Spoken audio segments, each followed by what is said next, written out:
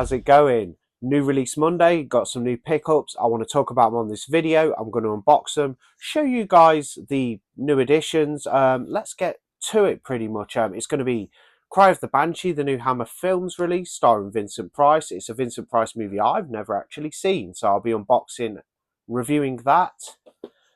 And Swamp Thing from 88 Films. I'll be watching and reviewing it. This video is going to have some cuts in it because there'll be the unboxing portion, and then obviously I'll sit down, watch the movies. They're both films I've never actually seen before, so first time watches, so I will get to that. But anyway, let's take a look at the actual releases and see what's what with, they look like fantastic additions as well, but let's crack them open and take a look. So let's start with Hammer's new 4K of The Cry of the Banshee. I have a few of these editions, these Hammer 4Ks. I did have the big box set for Captain Kronos and the Quartermass Experiment. Fantastic sets, but I decided to sell them because I thought it was a bit of an expensive endeavour, like collecting all the big black sets. Now, they are gorgeous, no doubt about that, and they're very special. I just thought, do I want to be spending because I've got a bit of OCD when it comes to collecting. I thought, do I want to be spending on all these big sets? So what I've decided to do is just purchase the slim down release. This didn't get a big set, so this is the best release of Cry of the Banshee out there. And yeah, it looks awesome. Love the new artwork. Have a look there. You've got Vincent Price on the front. I've never seen Cry of the Banshee. I do own a Blu-ray copy and a Vincent Price Volume 3 Scream Factory set. But yeah, it looks to be fantastic. We'll read a bit of the black. I sent nightmare cats to plague the Whitmans. Okay. Horror legend Vincent Price gives a supremely sinister performance as a despotic Elizabethan magistrate who unwittingly curses his family to supernatural murder in this hard-edged British folk horror. So we've got some folk horror action here. Love a bit of folk horror. Watched The Outcast the other night. That was an interesting folk horror movie, an Irish one. One of Gordon Hessier and Chris Wicking's acclaimed run of films for AIP UK. Cry of the Banshee has been painstakingly restored by Hammer in 4K from the original film negatives. It is presented here as both Hessler's original director's cut and AIP's re-edited theatrical version. Lord Edward Whitman, who rules his domain with an iron fist, massacres a coven of witches, but some still survive, and their vengeful leader summons a demonic spirit to destroy Whitman's family. Sounds very interesting. Not exactly what you'd expect, for how much the release cost, over £20, you would expect a few more special features. We do have 2025 commentary with Chris Alexander, 2025 interview with Kim Newman, archive interview with Gordon Hessler, archive trailer, TV and radio spot, and image gallery. So at the end of the day, it does have some features, but it's the bare minimum. It's not like, say, an Arrow release where you'd get a plethora. What you have here is you've got your main feature, obviously in English, 5.1 for the director's sound cut. Hammer Films, starring Vincent Price. Can't wait to see this one. Love Vincent Price movies. I do have a large collection. Well, in fact, I have the majority of his filmography on Blu-ray. I do have Witchfinder General on 4K. This is my second Vincent Price 4K, and it's one I've never watched. I thought, well, I do have the Blu-ray, but I'm very intrigued to have some Vincent Price on 4K. I mean, you can't go wrong with Vincent Price. He's got so much gravitas and presence, of his acting. Classically trained actor, you can tell. Absolutely fantastic. Edgar Allan Poe probes new depths of terror. So it's obviously based on a poem story. And there you have it. You've got your 2 discs. Lovely little edition. I mean, I love the slipcover and the new artwork. Give you guys a close-up. Cry of the Banshee. That's the 4K disc. Disc 1. And then, of course, disc 2, which is also the 4K disc, but I take it this has the extras on and another cut of the film. I will clarify that in a sec. I don't know if it actually does have another cut. It may have.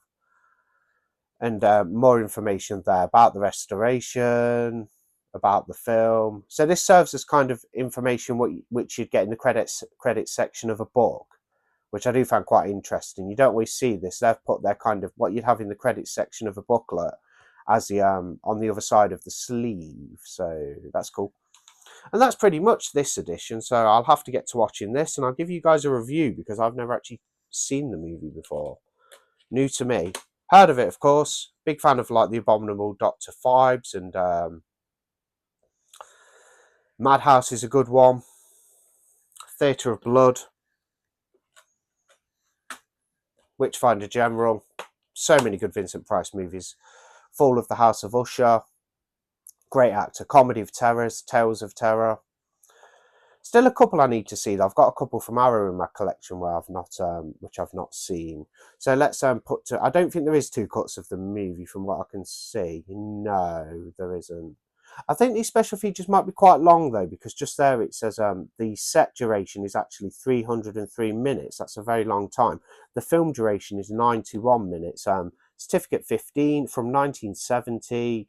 Suitable for only for persons over 15 and over, not to be supplied to anyone underage. Well, I'm underage. Not really. So Edgar Allan Poe, yeah. Let's get to Cry of the Banshee. While I'm at it, we'll do the unboxings first, I think. So we've done Cry of the Banshee. Looks like an absolutely amazing release. Let's go to 88 Films' new release of Swamp Thing. This is actually a Wes Craven film I've never seen, so I am looking forward to this one. I'll just tear the seal there, and we'll get in and have a good look.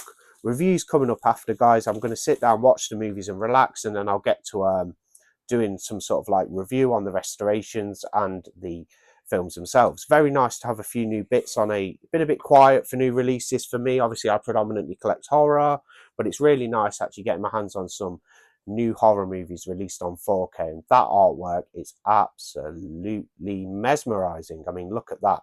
Not heard the best things about this one. I don't think it's considered a classic from Wes Craven. Originally a DC Comics thing, isn't it? Swamp Thing. Science transformed him into a monster. Love changed him even more. The comic book legend lives. So yeah, it's a DC comic. I know they did a newer adaptation on Amazon a few years back, didn't you? Get this nice slipcover with the artwork, really pops.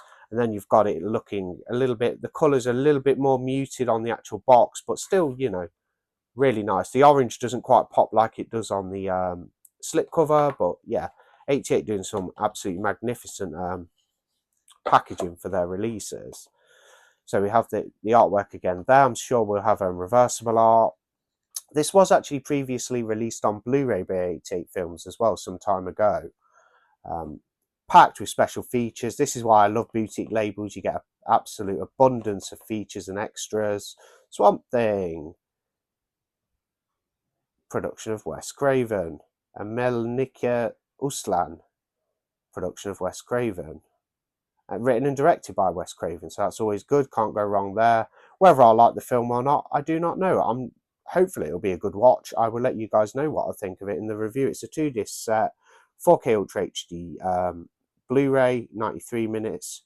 Standard Blu-ray, 91 minutes. The 4K is the 93-minute international cut, and the standard Blu-ray does actually have the 91-minute US theatrical cut. So the international cut is 2 minutes longer. You've got your features, which are all there. If you want to pause that something to have a look, I do not know, but you've got all that stuff. There's your aspect ratio, resolution, and your audio language subtitle information. The set is regions A, B, and C. I'm assuming, obviously, for the 4K, that is normally by default, with exceptions for 4Ks, but it looks like the Blu-ray is A, B, and C too. Got some images of the film there, and of course the synopsis. So let's tear that around. We've got some art cards to look at, and a poster, and a poster. So that's cool. There's your 4K disc with the lovely artwork on. It's a certificate 15, so it shouldn't be too tame or mild. I'm quite looking forward to it, actually. It's always good to see a fresh Wes Craven film. Apparently Amazon have got that Chiller on as well. That's a Wes Craven one I've never seen. Chiller from the 80s. The reversible artwork looks like that with the original theatrical on there. I prefer the new stuff, although this is all over the slipcover in the box. I may flip it, but there's your original artwork there. This was on their Blu-ray that 88 put out. And then, of course, the lovely new one. We will have a quick look.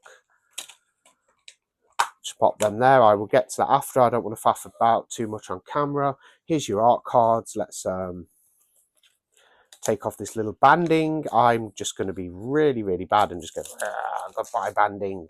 Don't need that. So they're in black and white. Well, actually, no, that's the back. There's Adriana Barbeau from the who stars in also The Fog and the Crate segment of Creepshow. Pretty good actress. I enjoy watching her in films. And then you've got the the back, it has a black and white image on. So you get two images on these. You get like that one. There's an Adriana Barbeau again. Don't know the other chap. And you've got another image there. Another image of her. Okay. And that image there. And another image of her. And then Swamp Thing. Here's a little look at the poster.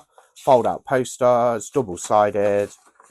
This will have the lovely new artwork on. Some of these new artworks absolutely pop as far as the colour is concerned. The colour is so like in depth and gorgeous. That's a look at the poster anyway. It's that same picture that is on the front. And then on the back, you have that original theatrical art, which is also very good, like very classic style. But they do really do a good job with the newly commissioned art. They really make it pop, give it a bit of a modern flavour, I'd say. Anyway, I'm going to get to watching both these movies, and I'll get the reviews. So stand by for the reviews on these two new editions, which are actually both out on the day that I've received them, which is Monday, the 9th of February.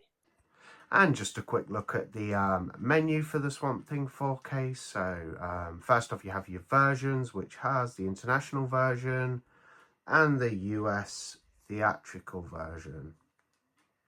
Go across, you have the play button once you've selected your version, your setup, and your special features. So there's a little look at the menu, and it looks, really like the image on there. It looks really striking. Sat down, watched both films back to back, first time, despite having them in my collection on Blu-ray. It's amazing how a couple of new 4K releases can be very enticing and motivate you to watch a movie, but here they both are. So we've had a look at the unboxing, and yeah, I'm going to talk a little bit about Cry of the Banshee from 1970. It's a Hammer film starring Vincent Price, and there's a lot of interesting like subject matter in this one. A lot of interesting subject matter, basically about witchcraft. He's a magistrate, plays a villainous character. It's always good, a bit like Witchfinder General. Different kind of role a bit, because he's a magistrate, so he's a bit higher up. He's not literally a boots on the ground sort of Witchfinder General, but I did enjoy this one. Typical Hammer fare, very good. Lovely costumes. I did like the costumes. Good backing music and everything. Certificate 15, so it wasn't the bloodiest film, but it did have enough violence in there, and it kind of has a lot of splatter of that like artistic blood in there as well. Vincent Price puts in a great performance and basically hams it up and does what he does. You know, you've seen a Vincent Price film, you know how he rolls. He handles it like that, but a bad character, like, you know, and the way some of these women were treated in old times. This one's set in the 16th century, and the way some of these women were treated back in the days of being accused of witchcraft was almost, you know, quite heinous, really. The treatment, you know, you sneeze, you're accused of witchcraft. You smile in the shop, you're accused of witchcraft. You say a strange remark, accused of witchcraft. That seems to be how these times are depicted. So I do feel sorry for the women of those days. But yeah, good acting and stuff like that. Lots of nice, beautiful women in the film to look at, you know, very ladylike, things like that, with it being an old one, and also set, like I said, in the 1600s. And yeah, I really enjoyed this one. Don't want to spoil too much. You've got this, the town have become worried, as there's been a kind of influx of people being accused of witchcraft. They're worried about this idea of a banshee. You've got this mad older lady in the woods with her kind of coven of witches, and they're basically inflicting revenge upon the town for the wrongdoings, you know, the guys have basically executed these women via witchcraft. But some of the torture methods they used were horrible. This one doesn't focus on the torture methods, say like a film like Mark of the Devil. But it does have some violent bits in there. Vincent Price even takes a bit of an cutting to his face in one stage. Nothing too like overly graphic, but or even you know, debilitating. He basically just takes a scratch, and then you see this woman get shot. So it's a little bit violent in the areas. You know, it's a later Hammer film, like 1970. So I think they did dive into the whole like you know, the kind of blood and gore a little bit more in that decade, because they had to keep up with films coming out, say, such as like TCM, which was a little bit more not bloodthirsty as such because it's not that violent, but there's a lot of films in the 70s that a little bit more provocative in the violence areas. Films like TCM, Exorcist. You've got like Bay of Blood earlier on. So I assume Hammer at the time, they wanted to kind of up the ante a little bit. But I mean, this is still 1970, so it's just a year off 69. But if you look back at the older stuff, say especially stuff like Universal Monsters, quite tame compared to sort of what came about mid to late 60s and then through the 70s and then on to like the slasher kind of genre era in like the early 80s. Yeah, I enjoyed this one. Really nice transfer. I'll talk a little bit about the transfer. Not an expert with transfers, it's not going to be really in depth with the transfer. I don't go through it with a fine-tooth comb. It looked good to me, very nice colours and that. I've never watched my Blu-ray of it, so I don't really have anything to compare to. I think later on with these review videos, I'll get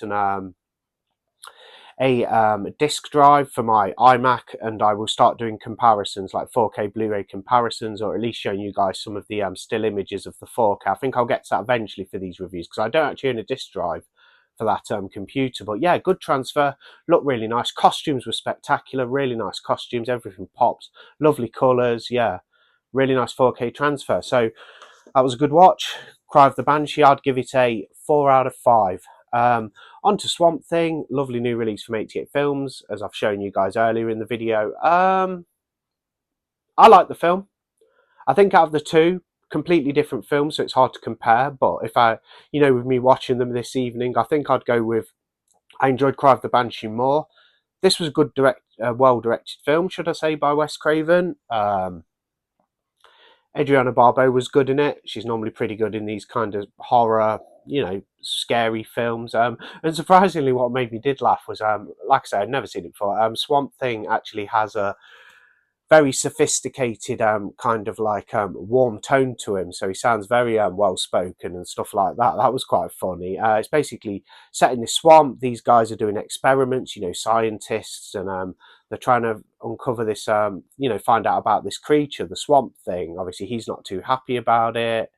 It's got a bit of action in there, some action scenes, some gunfire, things like that. But it was a really good film. I did enjoy it. I wouldn't exactly put it in the upper echelon of like Wes Craven movies in his filmography at all, but it was a good watch. I did enjoy Swamp Thing. So I'll have to look at getting that Return to Swamp Thing edition. I think that's by Screenbound, that 4K, because I've never watched that one. I've obviously never seen Swamp Thing itself, but with both of these releases, I've not been through the special features yet.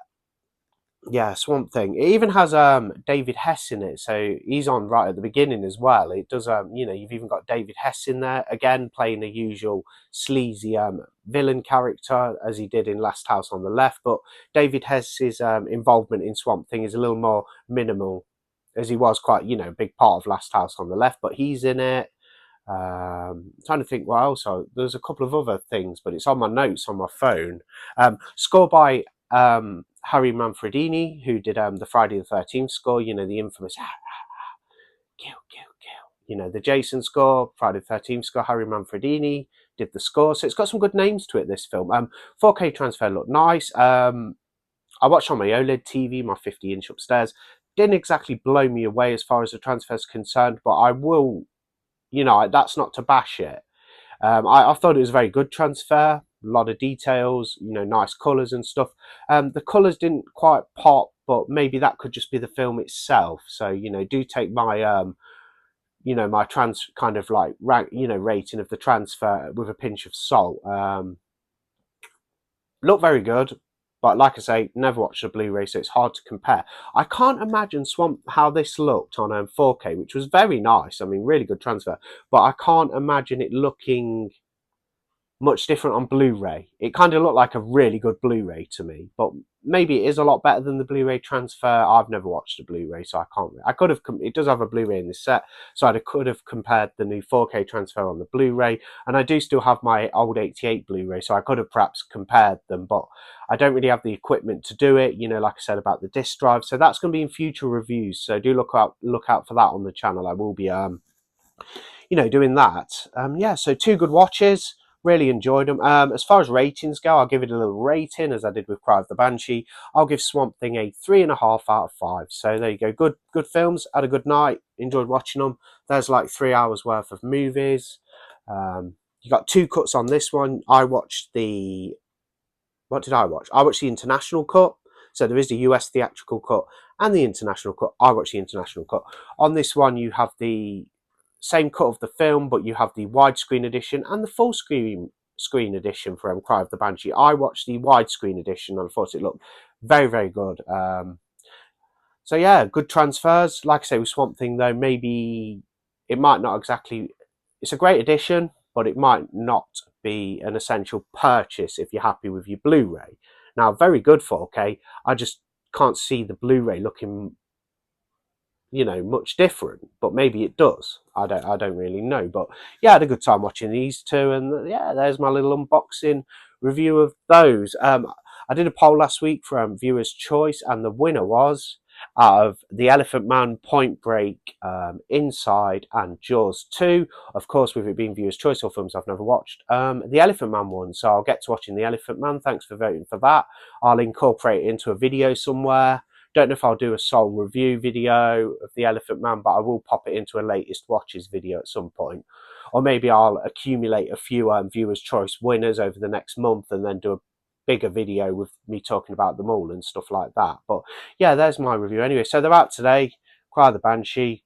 Love the artwork. I mean, these two really enticed me with the artwork. I mean, I'm always going to pick up a Vincent Price movie on 4K. He's definitely one of my favourite classic actors. You know, he just such an got such an enigma to him and such a presence on screen. Always a joy to watch a Vincent Price movie. And then Swamp Thing was a good time as well. It's always good to see a new Wes Craven movie because I haven't seen every single little thing that he's done. I do need to go and watch, like I said earlier, that Chiller, which is on Prime. Don't think that has a physical media release. But anyway, thanks for watching. I'll see you on the next video. Bye.